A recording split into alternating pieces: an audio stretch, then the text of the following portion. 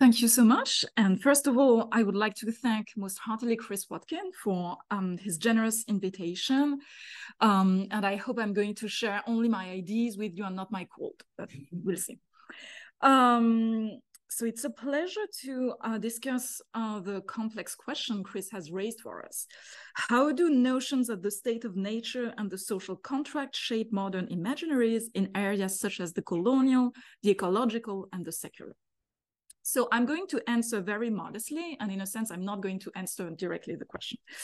I'm going to focus on one author, one 18th century author, Jean-Jacques Rousseau, who, as Chris just said, is perhaps the most famous and certainly one of the central philosophers who we most readily associate with the concepts of the state of nature and the social contract. But my paper is going to take the form of an exercise in reading rather than an expose in a history of ideas. So in other words, I'm not going to recall the reception of Rousseau's work. I'm not going to detail how his redefinition of the concepts of state of nature and social contract may have informed contemporary imaginaries on the colonial, the ecological, and the secular. Instead, I'm going to go back to the text, and especially two of Rousseau's texts, namely the Discourse on the Origins and Foundations of Inequality Among Men, the second discourse, and the Essay on the Origins of Languages. Both were drafted around 1754, to say it quickly. And reading these two texts closely, hopefully will allow me to highlight what I think has not been the object of sustained attention so far, i.e. that Rousseau presents two conflicting answers to a crucial question. What makes a people a people? How does a group of people become a people in the political sense? How does a group of people become a constructive political actor? And I think we have to take into account this notion of the people in order to eliminate the notions of the state of nature and social contract. And what's fascinating with Rousseau is that he provides two distinct answers to that question.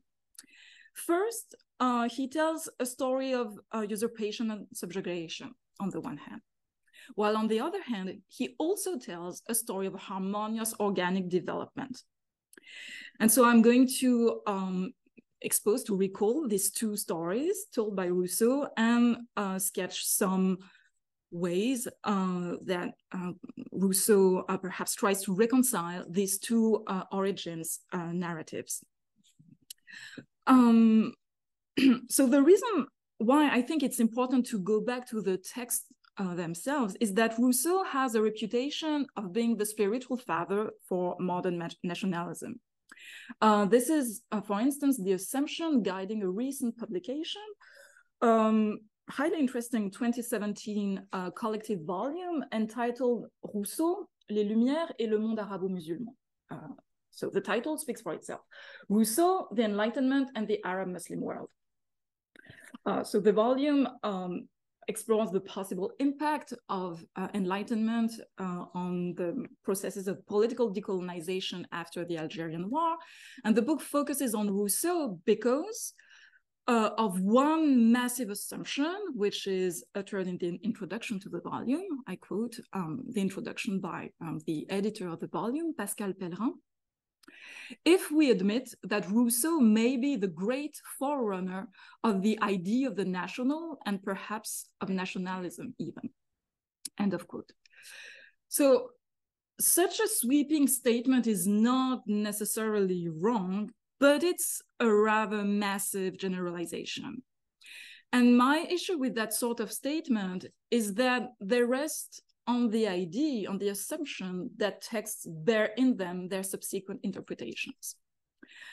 That is exactly the kind of history of ideas which I do not want to do. That's the kind of history of ideas which brings everything back to an origin point, and an origin point which supposedly can account for subsequent developments. And what is particularly interesting with Rousseau himself is that his very work questions that form of originalism. his very philosophy questions this view of origins. So let me start briefly by recalling what was the occasion for Rousseau to write the second discourse. I will first focus on the second discourse and then on the essay on the origins of languages. So around 1754, Rousseau decided to participate in an academic context organized by the Académie de Dijon, as we all know. He had first gained fame by participating to a former contest organized by the same academy. But the question he decided to tackle now was more general, and here is the prompt as it was framed by the academy. What is the origin of inequality among men and whether it is authorized by the natural law? Let's now see how Rousseau reworks the prompt in his own title, Discourse on the Origin and Foundations of Inequality Among Men.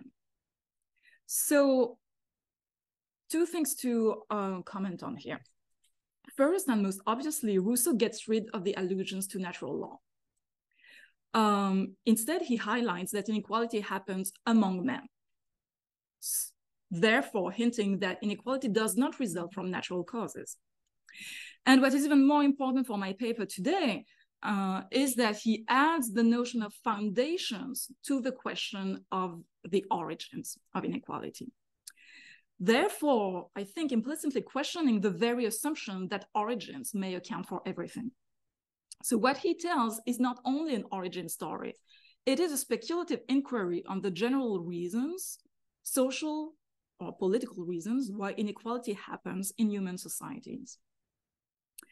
So that may give us a hint, that Rousseau's reworking of the prompt, the rewording of the prompt, may give us a hint towards the status of the state of nature hypothesis in Rousseau's thought. As the famous quote goes, I'm quoting the preface of the second discourse, it is no light undertaking to know accurately a state which no longer exists, which perhaps never did exist, which probably never will exist, and about which it is nevertheless necessary to have exact notions in order to judge our present adequately. So I think that passage gives us a very clear warning that we should be cautious before reading the second discourse as a narrative.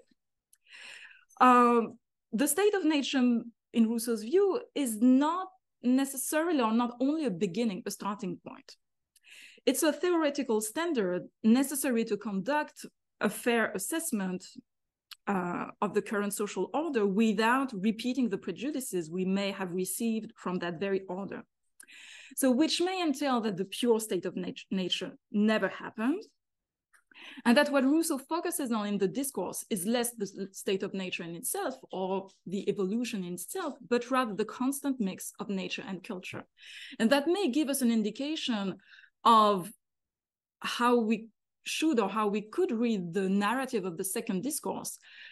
The narrative can also be the illustration of a simultaneous process, but a process that can only be told in a narrative form. But I think we should be very cautious before reading it necessarily as a narrative. It can be just the description of things that happen at the same time. So that brings us to another phrase at the end of the preface of the second discourse, which I think is key to understanding what Rousseau tries to do in that text.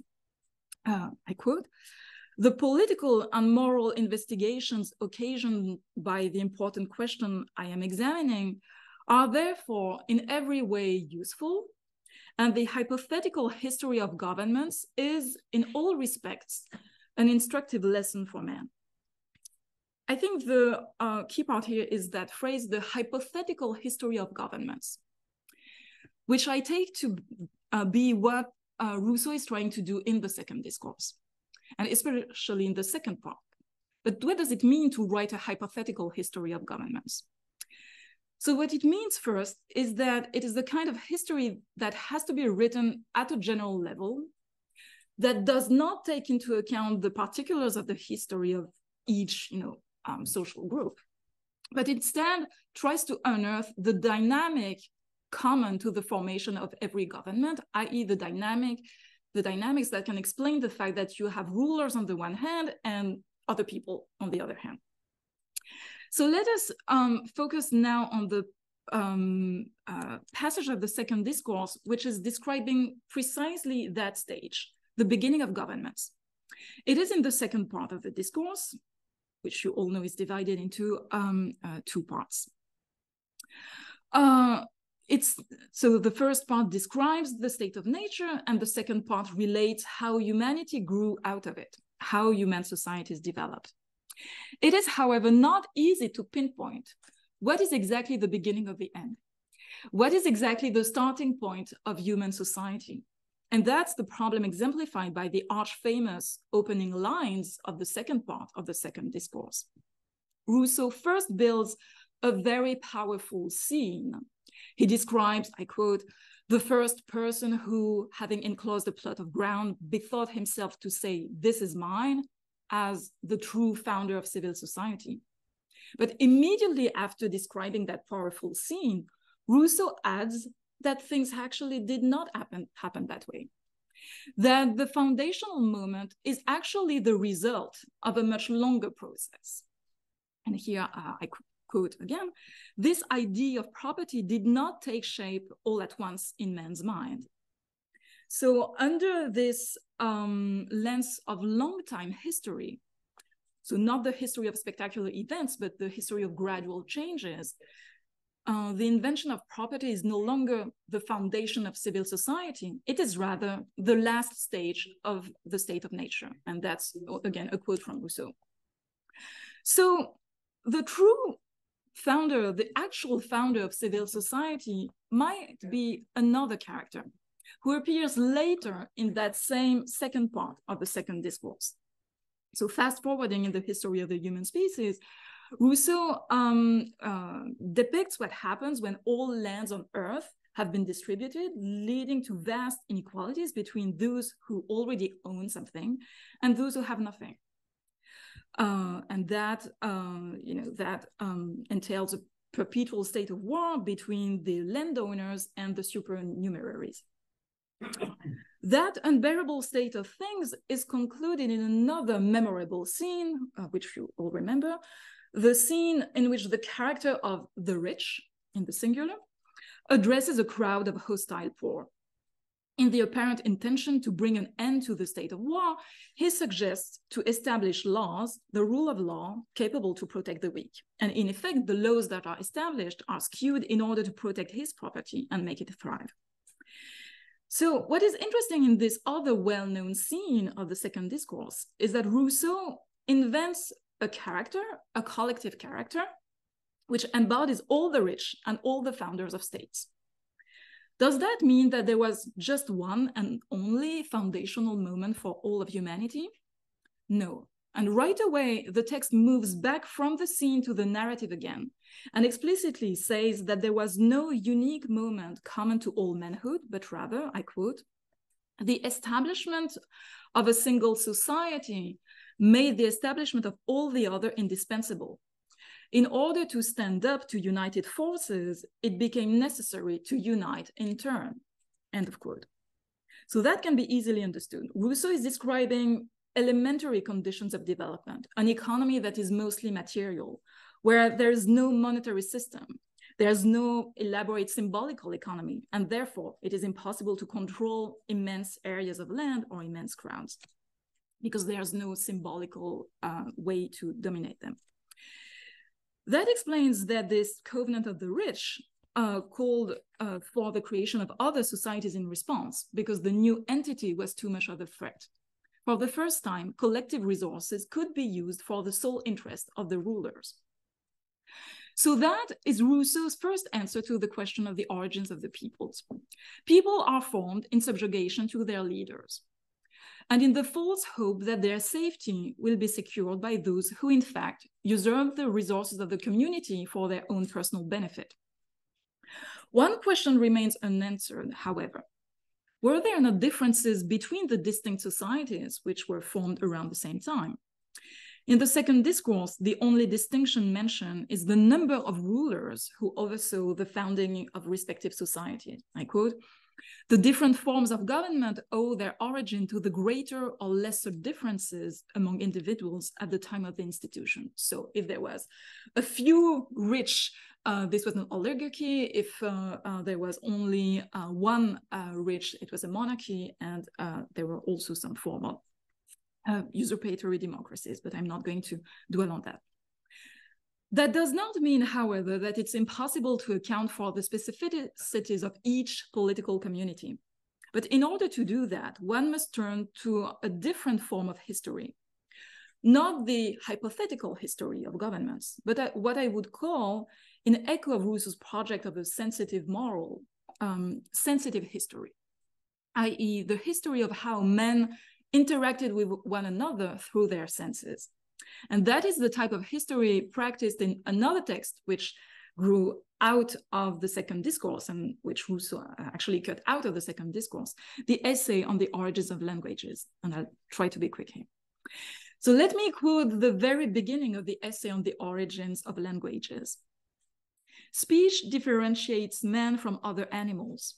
Language differentiates one nation from another. Where a man is from is known only once he has spoken. Usage and need cause everyone to learn the language of his country. But what makes this be the language of his country and not of another?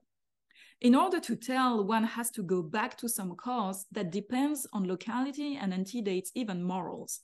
Since speech is the first social institution, it owes its form to natural causes alone. End of quote. These initial lines highlight that the essay is not an inquiry on the origin of language, but rather, as Gurevich pointed out, I think very wisely, it's an examination of the differences between languages. So in other words, Rousseau is not interested in explaining the roots of the common phenomenon. What he's really interested in is to explain how a common general phenomenon always has several manifestations. So in his view, climate is the main factor explaining linguistic differences. And that's what he dwells on in chapter 8 of the essay. Drawing a general distinction between southern languages born in fertile lands where physical and natural needs are easily satisfied, and therefore where language mostly serves to express emotional needs. While northern languages, on the other hand, are born in more hostile climates and directed towards the expression of material imperative needs, thus requiring clarity rather than poetic quality. So as described in chapter 10 of the essay, I quote, "In southern climates where nature is prodigal, needs are born of the passions. In cold countries where nature is miserly, the passions are born of the needs, and the languages, sad daughters of necessity, reflect their harsh origin." End quote. In both cases, languages originate from necessity, but the difference in climate places this necessity in quite different needs. In the South, the most pressing need is to dig up a well and meet there in order to share the common resources. While in the North, the priority is to protect communities from harsh weather and other communities. That difference in priorities has political consequences in Rousseau's view. Southern languages, because they spring from passions and from sharing bountiful resources, are more capable to bind a people together. And it's interesting to know that it's only in reference to the Southern languages that Rousseau uses the adjective popular and the expression popular language. In that quote, for instance, what? Were men born of the earth before that time? Did generation succeed upon generation without union between the sexes and without mutual understanding? No. There were families, but there were no nations. There were domestic languages, but there were no popular languages. There were marriages, but there was no love. That's a quote from chapter 9 of the essay. So what is interesting here is that Rousseau endows the adjective popular with a meaning which is not to be found in contemporary dictionaries. I I explored, 18th century French dictionaries, and popular does not have that sense. In the common language of the time, popular means popular by opposition to the ruling class. But here in Rousseau's text, popular means what is both the basis and the expression of the awareness to belong to a constitutive group. So in that sense, a popular language is a language that makes a people in the sense of a political actor. Language is the connection between the natural and the social in the sense that it brings a group together, giving them common symbols with which they can build a similar understanding of their environment. In the essay on the origins of languages, again, only Southern languages are described as popular in that sense. But what calls for our attention is that this happy narrative of the origins of peoples is completely at odds with the version we just talked about in the second discourse. In the essay, peoples are not formed defensively in order to resist to external threats. On the contrary, they organically coalesce from emerging common interests and symbols. While hypothetical history presents the grim spectacle of peoples artificially created by national governments, which pit their own citizenry against each other in large-scale wars, sensitive history paints the lovely image of communities organically constituted through the common use of shared resources.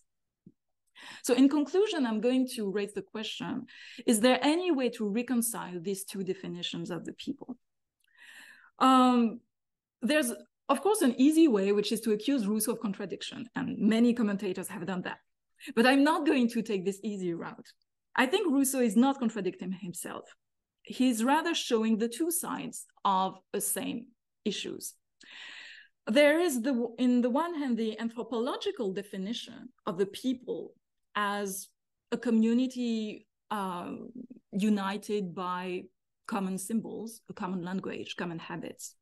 And on the other hand, there is the political definition of the people as a voluntary contract, which necessarily sets the common folk as adversaries to their rulers. So it seems that this question of the status of the origin and the way I think Rousseau phrases the question and shows the two ways may contain possible lessons for today. And I'm going to phrase these possible lessons in the form of questions. What is politically the value of the origin story of a people? Is an origin supposed to account for everything? Is the origin supposed to contain all the answers to present-day issues? And lastly, should we consider a political people in its customs and habits, or in its legal norms? So I'm not going to answer these difficult questions, but I'm going to end on a more, on a lesson, I think, for us, a more methodological lesson for us as scholars of this text. I think that by allowing us to think these questions on different terms, Rousseau allows us to break from simple origin stories in the history of ideas. And on this cautionary note, I'm going to thank you for your attention.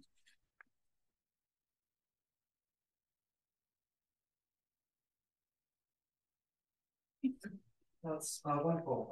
Wow, what a nice coincidence, since I spent a lot of time trying to track down exactly what he meant by people, because it gets to the heart of Rousseau's reception in the 20th century, right? The Aronian reading, the Arentian reading, which is particularly damaging to us. So I'm just going to thank you.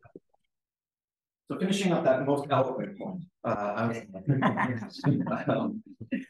yeah. So and I found especially like speaking of 18th century dictionaries, yeah. In Chicago, there's a library that has some of the oldest ones, and I spent so that actually brought back a lot, because I think you're exactly right that he just means people as in what is not, you know, an elite, right? And he doesn't gain any. You can look for every use of it. There's no ethnicity around it. There's none, like, there's something about, let's talk about languages and so, especially on the origins. So I really like that. What do you make of, you didn't discuss the social contract, so I wanted to ask about that, because there he does talk about the peuple several times.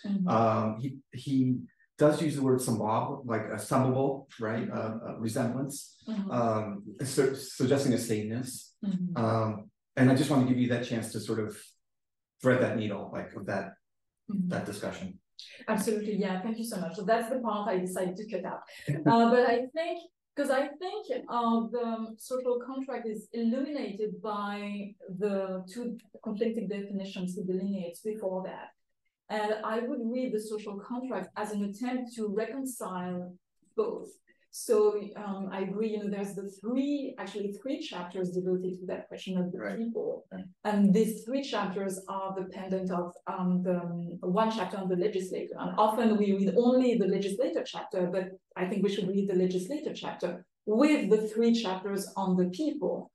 I read, these chapters on the people and also what he says in book 4, especially on the Roman system and the role of the mythical origins of Rome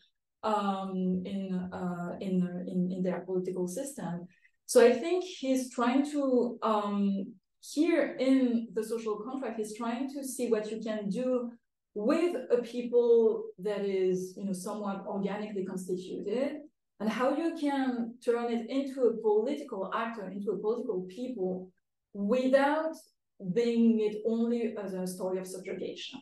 Although I think the conflict between the government and the people is always there, and that's the object of book 3 of the social contract. But how can you make it so that these, these habits, these customs that make a people can also become a tool for political awareness? Right. I think most people read the people through just the notion of general will. I would be happy if they just got to the legislator, right? So that's a common reading because it's these are the most theoretical chapters. So perhaps these are the chapters that are most readily understandable because all the references that Rousseau is dealing with in book 3 and 4 are no longer understandable for us. But I think actually book 3 and 4 are the most important part. And I think what's most interesting in Rousseau is to see how the people for him it's not only the general will, it's also, the customs, the habits, and how are these, political. And I think, again, this is a very topical question. What does it mean to be an American? Does it mean to, like drinking Coca-Cola and have a car? Or does it mean to be in the principle of the Constitution? No, but that's serious, because for most people who come to America to live here don't care about the Constitution. So, and what they care about is the American lifestyle. But is that, I think there's a tension here between lifestyles and the legal principles. And that's exactly that tension that Rousseau allows us to. That's right. Yeah, that's really good. I like that a lot. Thank you. Yes, thank you for fascinating paper. So actually, my first time listening to your question, what makes a people? I immediately thought of lawgiver.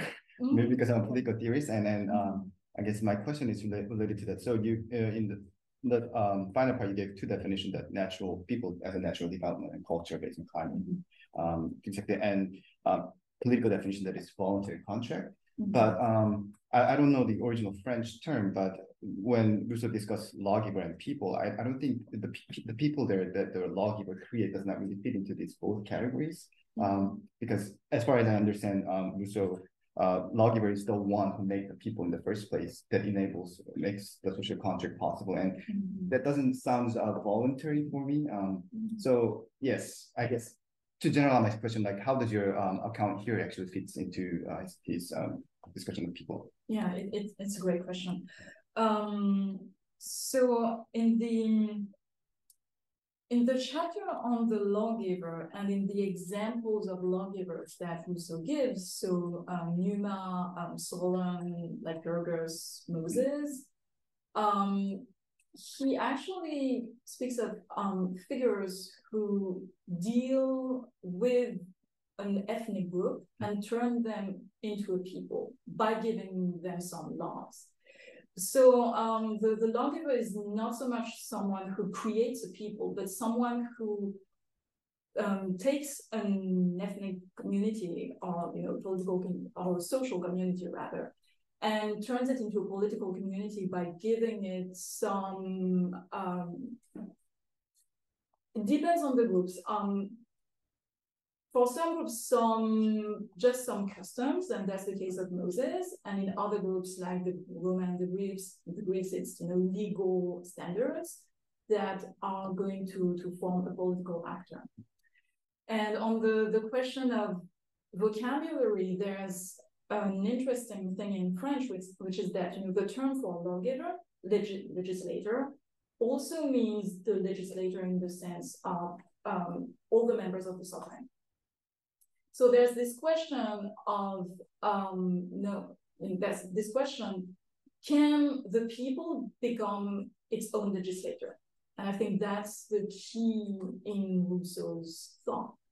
How can you make it so that the members of the political community have the awareness to make their own laws and no longer need a higher figure to give them laws? Thank you. We've got a question over Zoom from Stephanie. Merci. Je suis très contente d'avoir notre professeur de littérature dans la salle. So I really appreciate your emphasis on reading Rousseau as a narrative. And it made me think a little bit of David Graeber and David Wengrow's The Dawn of Everything, and arguing how can we make narratives of human history less dull, and you've made it much less dull. So thank you for that. They also speak of Rousseau's text as a kind of parable, and the state of nature as a rhetorical device. Now, I'm really interested that again, this term narrative, because in French, I think of récit, I think of histoire, and I think of essai. Essay, not exactly. And so you kind of move sometimes from using narrative. You spoke of novel characters, so kind of thinking about Rousseau as writing stories. And then so when do you move from the narrative as kind of a thought experiment to narrative as actually storytelling, and kind of the power of the two? I'm really fascinated by that question that I think you raised. And if you just wanted to explain a little bit more how you understand that term narrative and how you're using it, how you're pulling it in to make this argument, well, also making, as I said, the kind of story of all of human history less soulless by reading Rousseau as text. Thank you. Thank you so much. That's a tricky question. I think, we should ask the question to Rousseau, but he can't, answer. And I'm not sure he would give us an honest answer either. I meant narrative in the sense of succession of events. That's what I meant as narrative. But I agree that I should maybe think more deeply about this term. So I mostly meant that a succession of events with events that are related to each other through causality. But I agree. There are both values in Rousseau's narratives of thought experiment on the one hand and nice stories on the other hand. It's like Emile. Emile is a very long thought experiment, but it's also a very long history of a character. This is not a very satisfactory answer, because I think I need to think more deeply about the two sides of the narrative. But I think you're absolutely right that they're both present in Rousseau's text, and I think he's playing on the two senses. Maybe deliberately, I don't know, because I'm not sure the intention of the writer really matters. But if not deliberately, he's definitely playing on both senses very skillfully for his argument. Stephanie, would you like a follow-up? No, that's fine. If I was there, I would talk to you during the break. Okay. Well.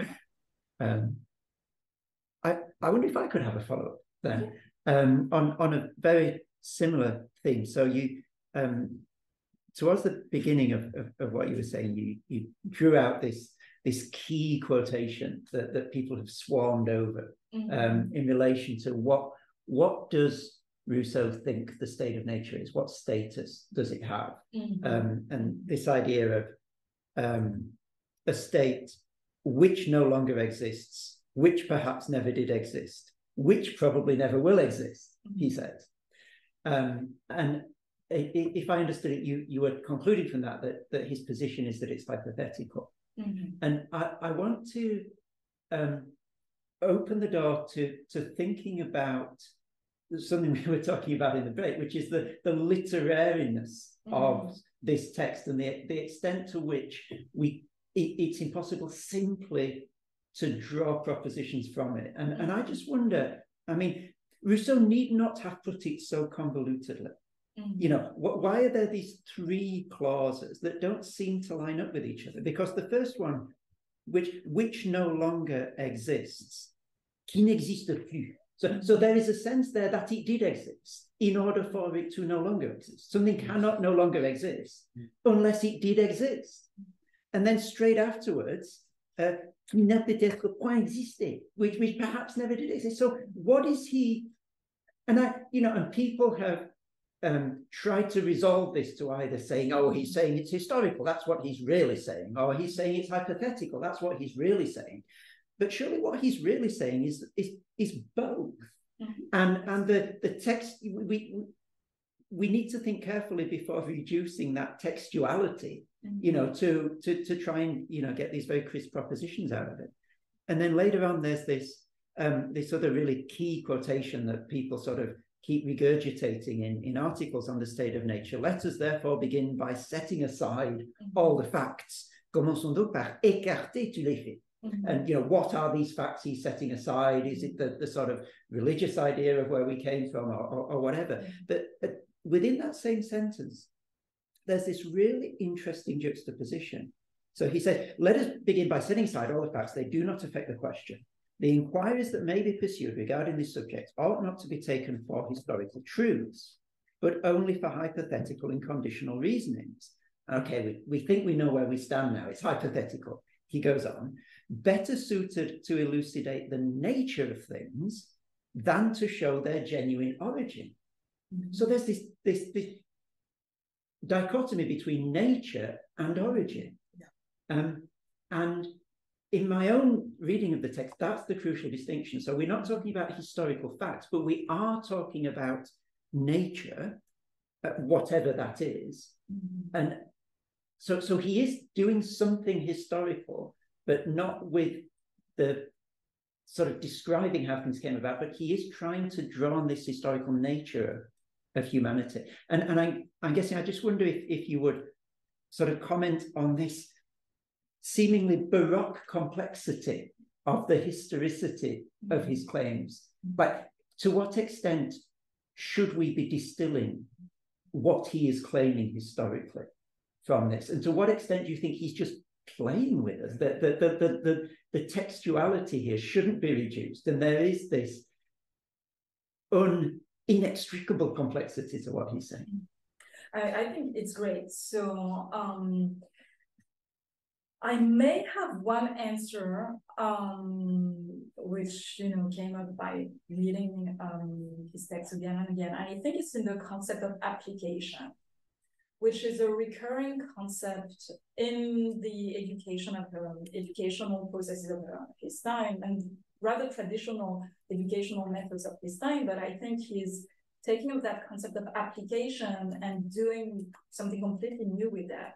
And the idea is that it's up to the reader to apply the theory to the situation that the reader is trying to elucidate. But this art of drawing connection between theory and the reality you're observing is up to the reader. So the task of the writer is to encode as many possibilities as possible in the theory, but the task of the reader is to find how to connect them.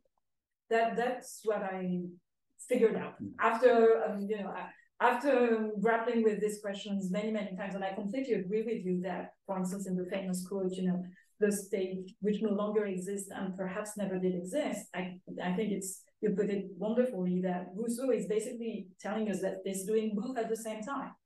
And that's what we should try to do as a reader too. But I think yeah, I was gonna say, like, this could be my own reductivity, but what I tell my students it means, which is when the rubber meets the road for all of us, we have complexity in the seminar room, and then we go teach, and suddenly it means this.